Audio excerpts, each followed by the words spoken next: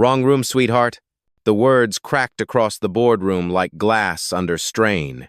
Laughter followed sharp, rehearsed, dismissive. Cassandra Reed stood at the door, tablet in hand, face unreadable.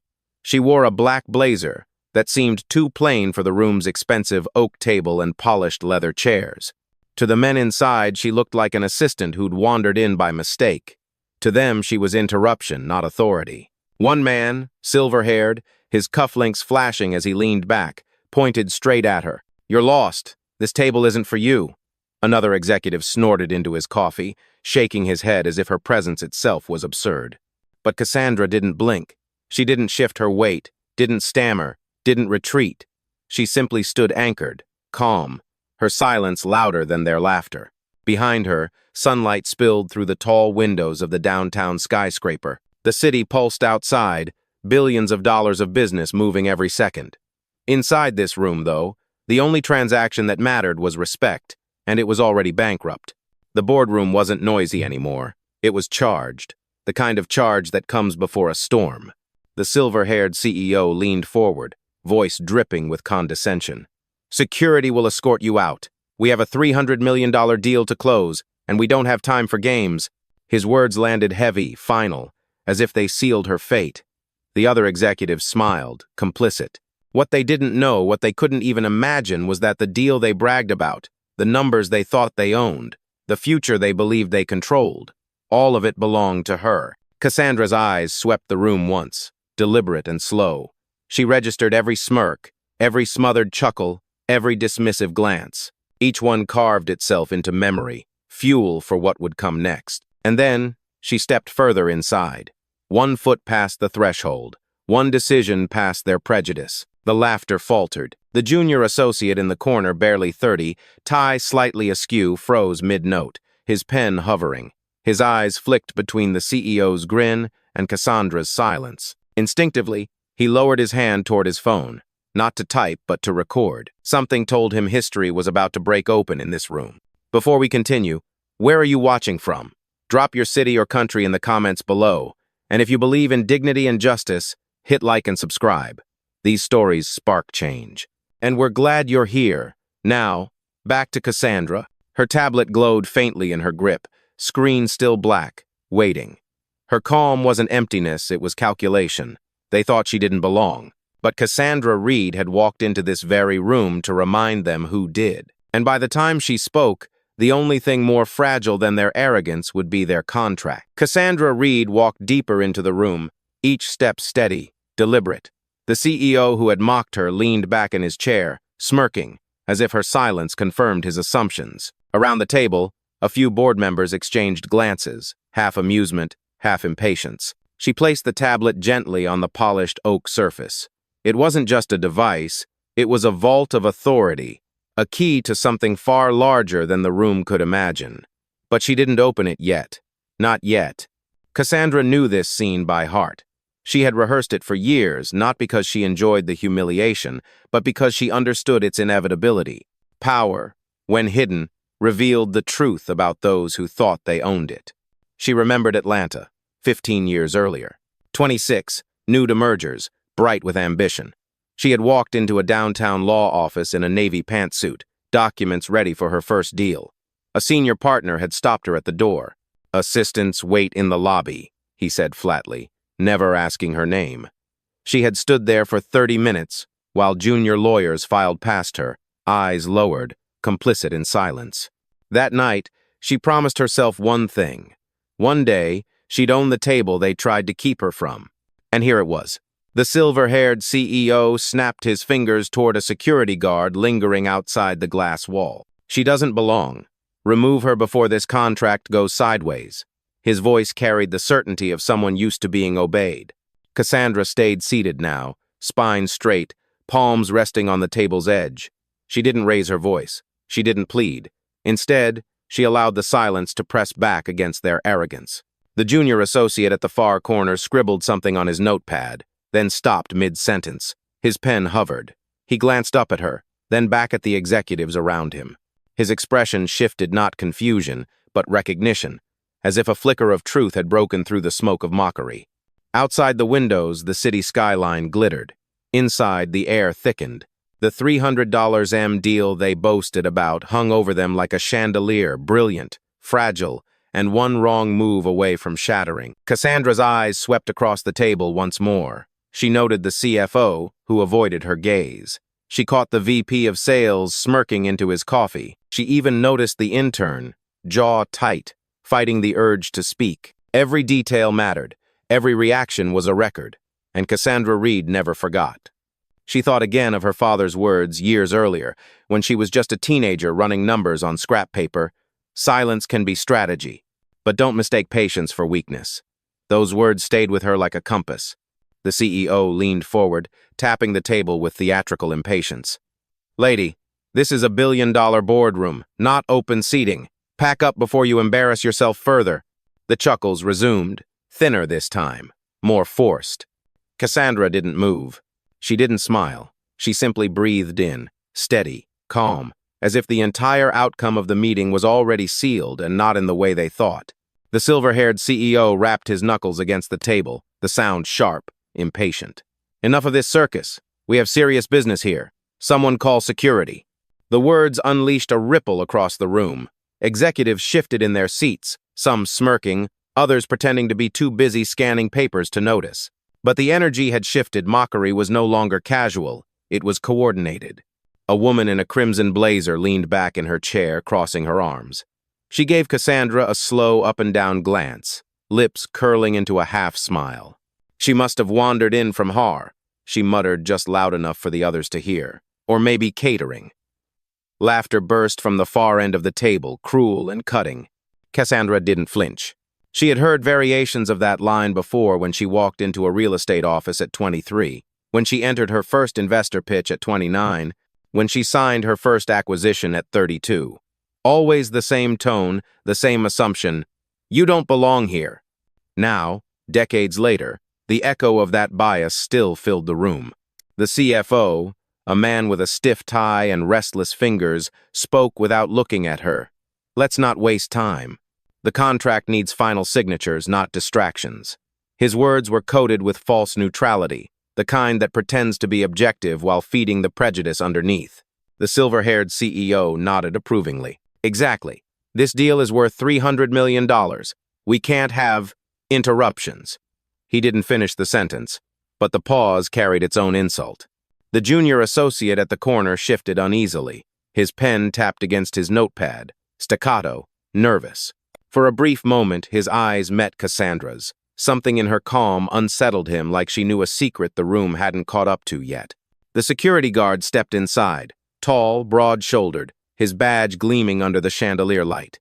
"Problem?" he asked, scanning the table. The CEO pointed directly at Cassandra. "Yes, she's trespassing. Remove her." The guard hesitated. His gaze flicked to Cassandra, then back to the CEO. He waited for her to speak, to explain, to protest. But Cassandra remained still, silent, her hands folded lightly on the table, her presence rooted like stone. The woman in the crimson blazer snorted. "Why so quiet now? Thought you had something important to say." The silence stretched. It wasn't empty. It was heavy, deliberate. The kind of silence that forces others to fill it with their own discomfort. Cassandra finally moved not with words, but with a single gesture. She tapped her tablet once. The screen lit up, pale blue against the dark wood, but she didn't turn it toward them. It was enough to signal she was not leaving, not backing down. The room's laughter faltered. The CEO's smirk thinned, just a shade. The intern, almost without thinking, slid his phone from his pocket beneath the table, recording audio. His breath quickened. He didn't know who she was, but he knew this was wrong. He wanted proof. The CFO muttered under his breath, "This is a waste of time." But his voice cracked slightly, betraying a doubt he hadn't meant to reveal. Cassandra sat unmoving, her silence now a mirror reflecting their arrogance back at them. The storm wasn't outside the glass windows of the skyscraper. It was right here, in this boardroom, building by the second, and she was the eye of it. The security guard stepped further into the boardroom, heavy shoes pressing against the marble floor like punctuation marks. His presence thickened the air, shifting the room from ridicule to threat. He hovered near Cassandra's chair, arms folded, waiting for the order to act. The CEO gestured lazily, confident in his command. Escort her out, now. The guard didn't move right away. He studied Cassandra, expecting protest, fear, maybe even pleading, but she sat perfectly still, back straight, eyes steady. The silence was startling, unnatural. In a room built on voices, arguments, negotiations, Boast's her refusal to speak was louder than anything else. One of the executives chuckled nervously. Maybe she doesn't understand. Do we need to repeat ourselves? His words dangled in the air, but no one echoed the laughter this time. It landed flat, hollow. Cassandra's calm unsettled them. She was not defensive, not rattled. She was composed in a way that felt deliberate, almost surgical. Every second of silence carved into the performance of their power, reducing it to noise. The crimson blazer woman leaned forward, her smirk faltering. "Why are you just sitting there?" she demanded, louder now, almost anxious. Still, Cassandra said nothing. She lifted her gaze to meet the woman's eyes, and in that brief exchange, the smirk collapsed entirely. It was as if Cassandra had handed her a mirror, one that showed arrogance trembling at its own reflection. The security guard finally spoke, voice low. "Ma'am, you'll need to step outside with me." Cassandra didn't flinch. She folded her hands neatly atop her tablet, a gesture so small yet so absolute, it halted him mid-step. She radiated a presence that said, "I am not leaving this seat because it was mine before you knew it existed." The junior associate in the corner could barely keep his pen steady. He scribbled, scratched out, then scribbled again, unable to capture the weight of what he was seeing. His phone, still hidden, recorded every word, every hesitation, every fracture in their authority. Through the glass walls of the boardroom, assistants and junior staff passing by slowed their steps. Some glanced in, curious. They saw a woman, silent but unyielding, facing down a half-circle of executives and a guard. The scene had gravity, like watching a courtroom where judgment hadn't yet been delivered. The CEO tapped the table impatiently. "This is ridiculous. You think sitting there silently changes anything? We're done wasting time." He turned to the guard again. "Remove her." The guard hesitated, eyes narrowing at Cassandra's composure. He had removed belligerent guests, angry protesters, disruptive staff. But this woman wasn't disruptive. She wasn't defiant. She was anchored like the table itself would move before she did. Cassandra inhaled slowly, deliberately. Not a sigh, not fatigue.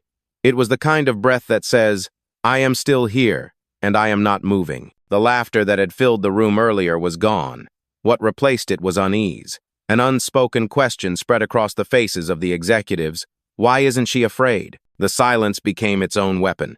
Every second it stretched, the balance shifted further, cracking their certainty. And Cassandra knew sometimes the loudest statement in the room is the one never spoken. The boardroom wasn't sealed. Its glass walls were meant to display transparency, a symbol of modern corporate culture. But today, those walls worked like theater glass, turning the meeting into a stage. Outside, assistants slowed their pace. Junior staff carrying binders paused mid-step, their eyes drawn to the scene inside. A black woman seated alone at the table, executives arrayed against her like a jury already convinced. The security guard loomed over her shoulder, unmoving, waiting for a nod that hadn't yet come. Inside, the tension prickled. The junior associate at the corner could feel sweat trace the back of his neck. His phone, already recording audio, now hovered closer to the table's edge. He glanced at Cassandra again. She hadn't said a word, but her silence vibrated like a signal. "Watch. Remember. Don't look away." A whisper carried from the hallway. "Who is she?" Another answered, "Don't know, but it looks bad." Phones tilted subtly toward the glass. Screens lit up. Images began to capture the imbalance, the way arrogance sat comfortably on one side of the table, while dignity sat silently on the other. Back inside, the crimson blazer woman shifted in her chair, her earlier confidence thinning. "Why are people staring?" she muttered. The CEO waved her off. "Ignore them. This ends now." But the room didn't obey his dismissal. The presence of witnesses, even quiet ones, changed everything. The junior associate cleared his throat, tentative, barely above a whisper. "Maybe we should—" The CEO cut him off sharply. "Stay in your lane." His glare was enough to push the young man back into silence, but not enough to erase the doubt etched on his face. Cassandra finally moved, not words, not yet, but her eyes swept deliberately to the glass wall. She let her gaze rest on the cluster of onlookers outside. For a fraction of a second, their eyes locked through the glass. That silent acknowledgement was enough. They knew she saw them, and in seeing them, she pulled them in. One assistant outside pressed her phone tighter against the glass, capturing video despite the risk. Another whispered, "She hasn't even raised her voice. Why are they treating her like this?" Inside, the CFO shifted in his chair, clearly irritated by the attention. "Close the blinds. This is internal business." But the blinds didn't move. No one stood to pull them. The performance could no longer hide in shadow. The CEO leaned forward, jaw tight. "This is distraction. That's all this island." He pointed again at Cassandra. "Security, do it." The guard hesitated, eyes darting to the glass where phones now glowed. His training told him compliance. But instinct told him something else. This wasn't standard procedure. This was a spectacle, and spectacles leave trails. The silence inside cracked when a voice from outside cut faintly through the glass. "This isn't right." It was soft, but enough to ripple through the room. The executive stiffened. The crimson blazer woman folded her arms tighter. The CFO avoided eye contact. And Cassandra? She remained exactly as she had from the beginning, calm, anchored, waiting. The witnesses had arrived. The record had begun. And the boardroom was no longer theirs alone. The CEO's patience snapped. He shoved his chair back, the scrape of wood against marble echoing like a verdict. His voice rose above the hum of whispers outside. "Enough, she's a fraud. Sitting here like she belongs, wasting our time." The crimson blazer woman jumped in, eager to echo his fury. "This isn't a shelter. This is a boardroom. You don't walk in off the street and claim a seat at a table worth 300 million. Her words cracked through the room, each syllable meant to wound. The CFO leaned forward, voice low but sharp. "I've seen this before. Flashy cards, stolen credentials. They think they can bluff their way in. Not here." Laughter followed again, brittle and forced. But this time it wasn't the same as before. It sounded defensive, hollow, as though mocking was the only weapon left in their arsenal. Cassandra stayed unmoved. Her silence wasn't retreat, it was pressure. The more they spoke, the more they revealed. The security guard shifted uncomfortably at her side. He'd been summoned to enforce authority, but what he saw looked less like order and more like harassment. His eyes darted once more to the glass wall where staff and assistants stood, phones raised higher now. The CEO pointed directly at Cassandra's tablet. "Confiscate it. She has no right to be here, no right to bring devices into this room. We won't be scammed in broad daylight." The guard hesitated. His training said to comply, but the weight of witnesses held him still. The crimson blazer woman slammed her palm against the table. "She's ignoring us. That's guilt. If she were legitimate, she'd prove it." The CFO sneered. "But she can't. That's why she hides behind silence." The junior associate clenched his pen so tightly it snapped, ink spilling across his notes. He muttered under his breath, "This is wrong." Not loud enough to challenge, but loud enough for Cassandra to hear. Her eyes flicked briefly toward him, the faintest acknowledgement, then returned to the CEO. The CEO spread his arms theatrically, voice booming. "Ladies and gentlemen, look closely. This is why protocol matters. People like her think they can slip in, steal a moment, and derail a deal worth hundreds of millions." The word people hit harder than the rest. Its weight wasn't about strangers, it was about category, about judgment, about erasure. The crimson blazer woman smirked, emboldened. "She should be grateful we're not calling the police. Yet." The CFO leaned back, satisfied, certain the tide was theirs again. But the tide wasn't theirs. Not anymore. Cassandra lifted her chin slightly, a motion so subtle it seemed almost imperceptible. Yet in that stillness was defiance. In that silence was strategy. Outside the glass, more staff gathered. A ripple of murmurs spread. "Why are they ganging up on her?" someone whispered. Another answered, "Because they think she's nobody." Inside, the CEO mistook Cassandra's composure for surrender. He leaned across the table, eyes narrowed. "This is your last chance. Leave now, or we make sure you never step foot in a room like this again." The words lingered like smoke. Cassandra did not move, did not speak. Her silence was no longer absence, it was indictment. and everyone in that boardroom, whether they admitted it or not, felt it pressing in. The storm was gathering, and she was its center. The boardroom cracked under the weight of arrogance. The CEO lunged forward, snatching at Cassandra's tablet with one hand. It slid across the table, nearly tipping to the floor. Gasps escaped from the hallway. Phones pressed tighter against the glass. He sneered, voice sharp.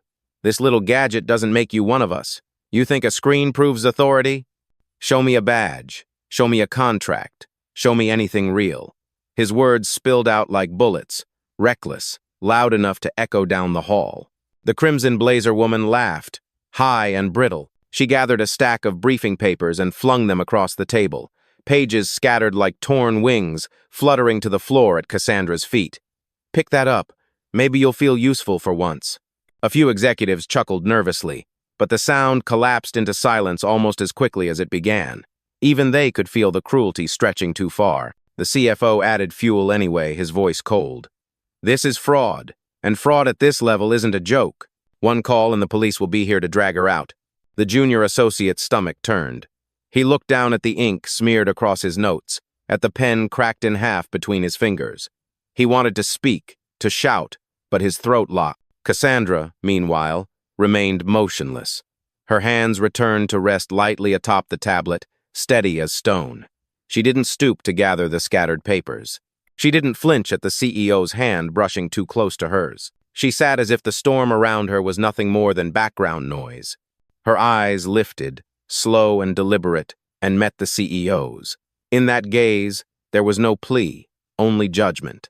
It was the look of someone who had seen this play before, who knew its script better than the actors performing it. The CEO smirked, mistaking her restraint for weakness. "Silent again?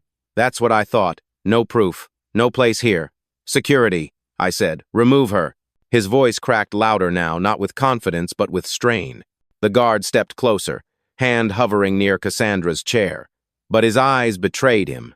He wasn't certain. Not anymore. Outside, the murmurs grew louder. Someone whispered, "She hasn't done a thing.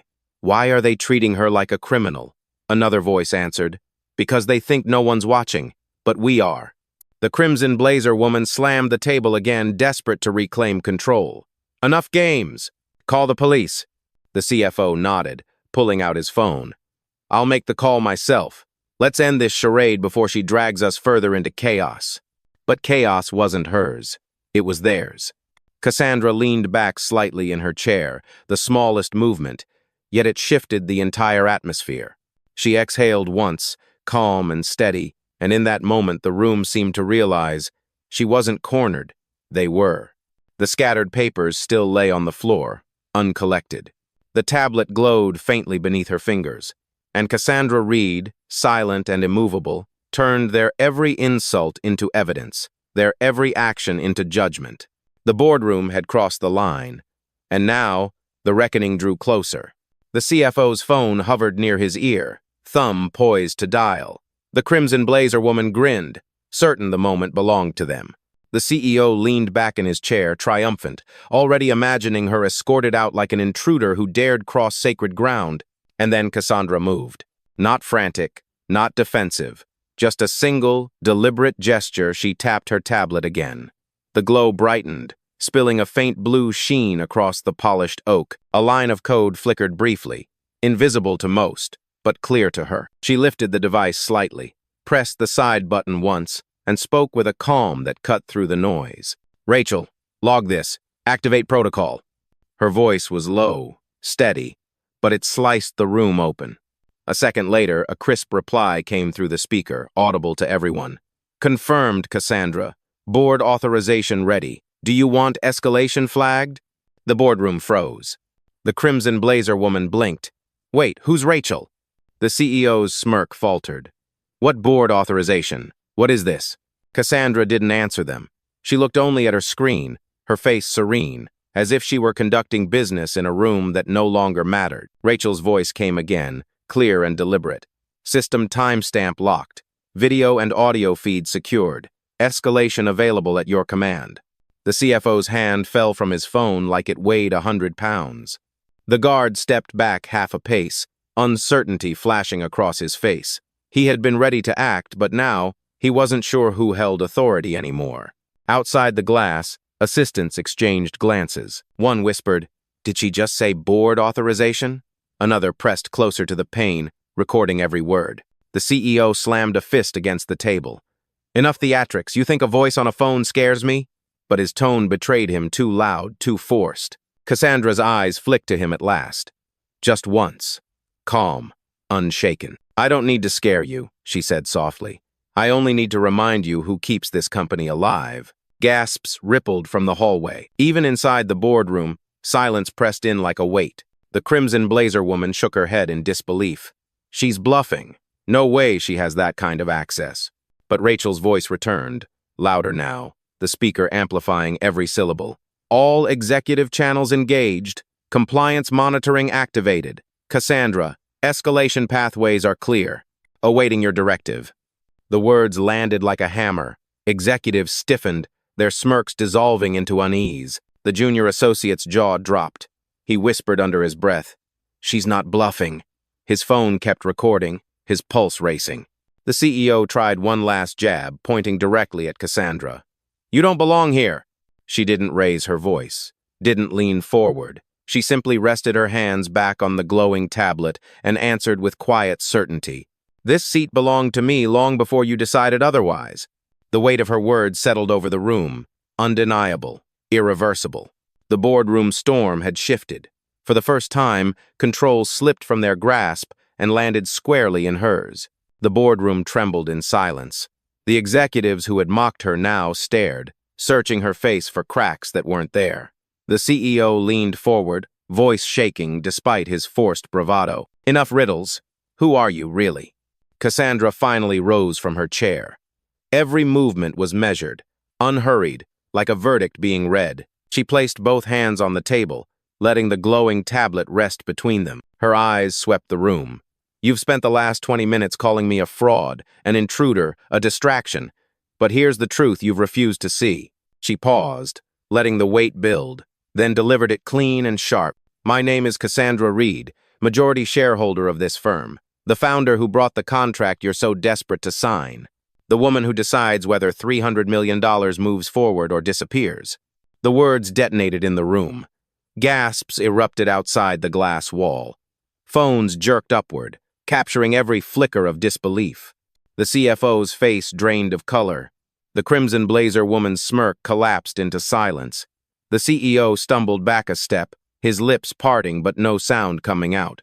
Cassandra straightened, calm but unyielding.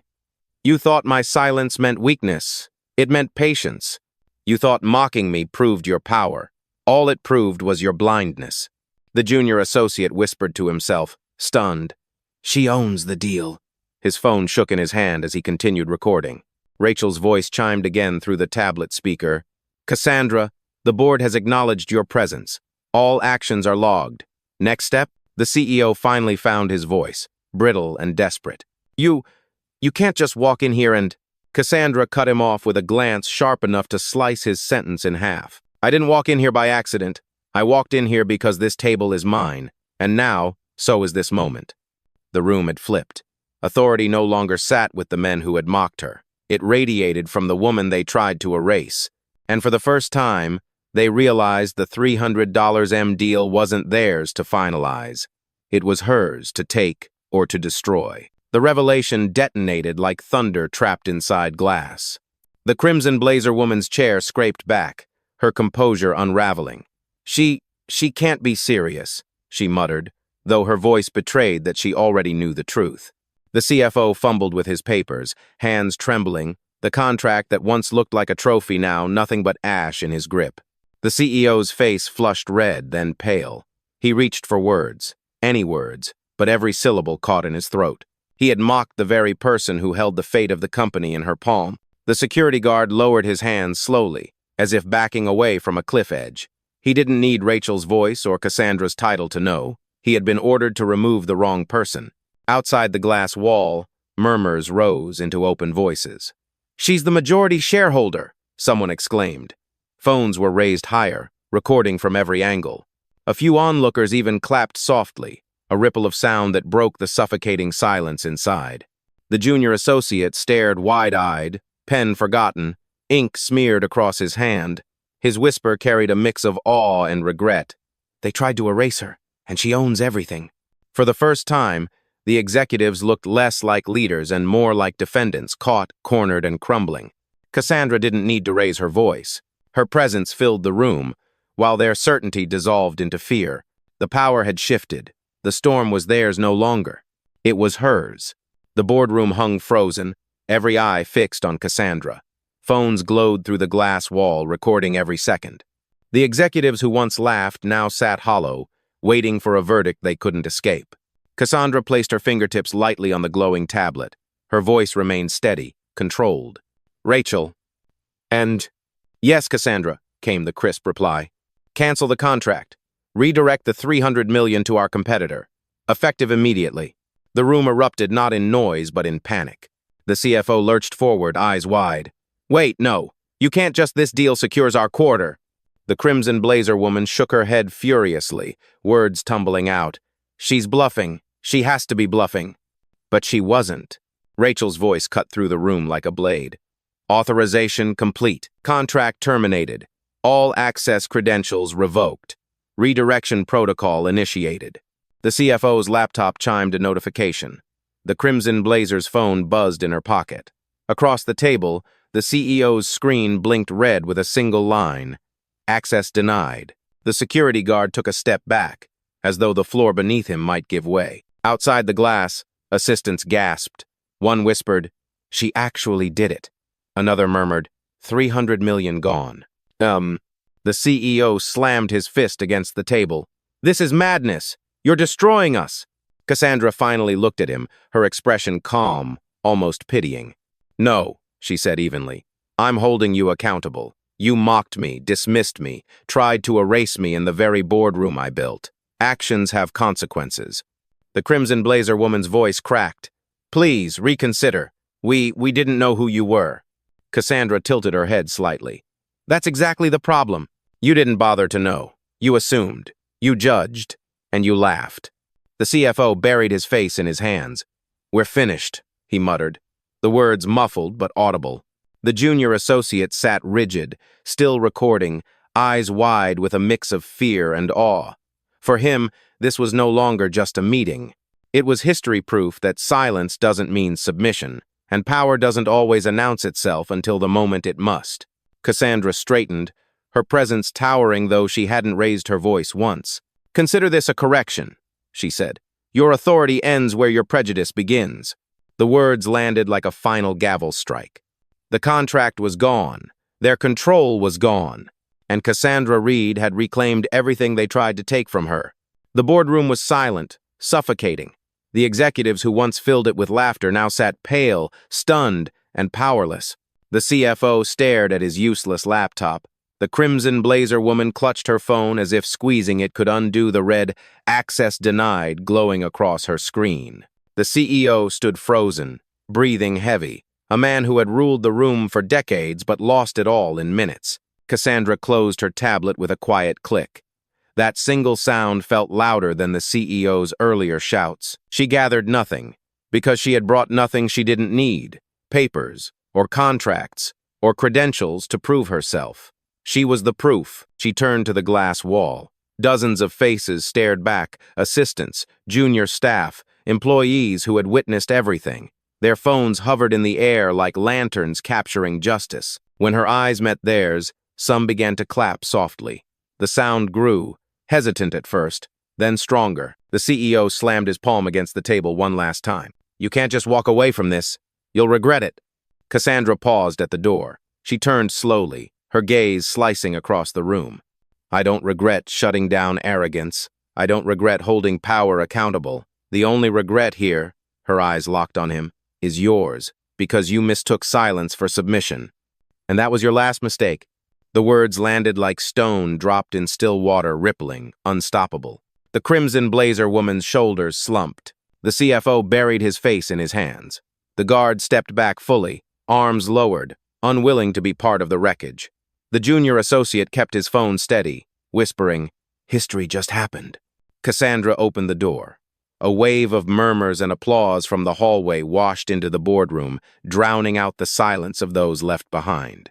She stepped through without hurry, her heels striking the marble like a rhythm of finality. Behind her, the empire they thought they controlled was already unraveling.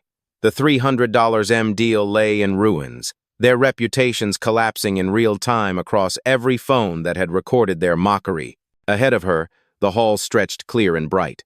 Cassandra Reed did not look back. She didn't need to, because power doesn't beg to be seen. It proves itself, quietly, decisively, and without apology, and she had just proven it in the sharpest way possible.